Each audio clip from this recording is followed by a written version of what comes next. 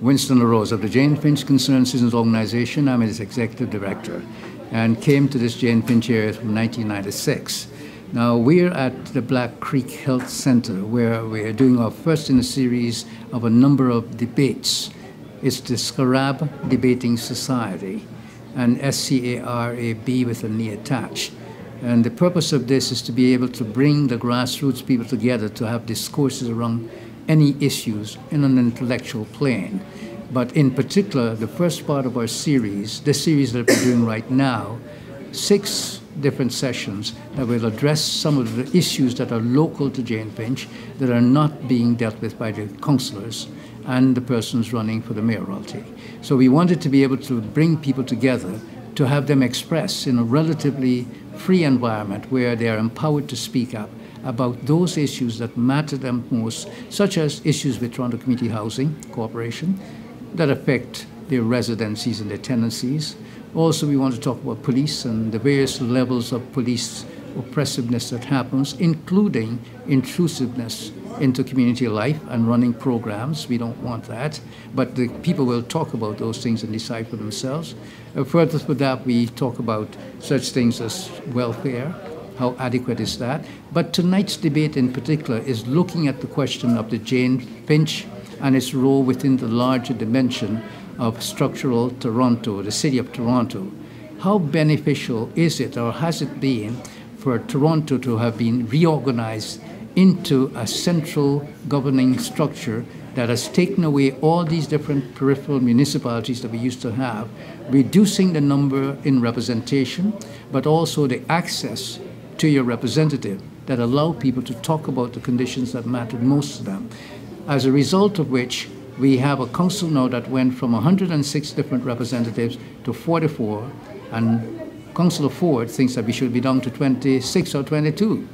Now, when that happens, already people don't have any means of taking a delegation down to downtown Toronto to talk about the things that bother them, and they've lost interest and concern. When they reduce it to 22, with each councillor representing larger proportions of population, how are they going to manage that? Those are some of the questions we want to address. And we talk about the rebranding of the Jane-Finch. We're concerned about that. We call it University Heights and other names that they might have in mind. How is that going to improve the circumstances here? What we want are people that understand that the basic needs that are requiring all these increased levels of policing could be better dealt with if the governing structures would recognize that they have to empower people with the skills to be able to work, provide for themselves so that they don't have to go into gangs. And further to that, perhaps get the police officers out of the school and put them to work with real work. Because police officers in the school are replacing social workers and replacing teacher responsibility to ensure the proper conduct and disciplined conduct of students. That's a role that teachers should be playing. They need to know how to do it. If they've lost the capacity to do that, then they failed us. Or the system has failed them and they've failed us. We need to get back to that. Police officers with guns in schools take you back to Russia, when they used to have societies where you need a police around all kind of camps to ensure people behave themselves. Now, that's not what Canada needs to become. So at debates like this, we tease out these questions.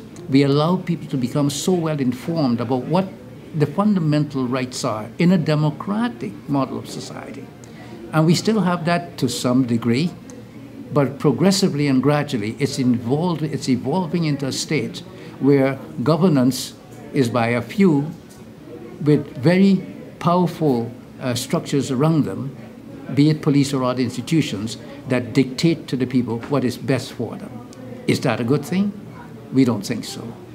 And we want to have a major discourse about that with the people running for office so that when they're elected, not only are we going to be able to hold them accountable, but we will ensure that we are very skilled and particularly prepared in order to challenge them in those issues. Jane-Finch Concerned Citizens Organization, and we've been around since 1978. It's an organization that knows the Jane-Finch very well, is grassroots in the community, and we were the first people here at this mall, the first community organization. So we've been in the mall since 2001. Now there are a lot of other people in the mall, but we have to be questioning how well our community agencies also providing to the community what they need to. Are they really delivering? Those are very important issues, and they're issues that we have to be concerned about. I thank you.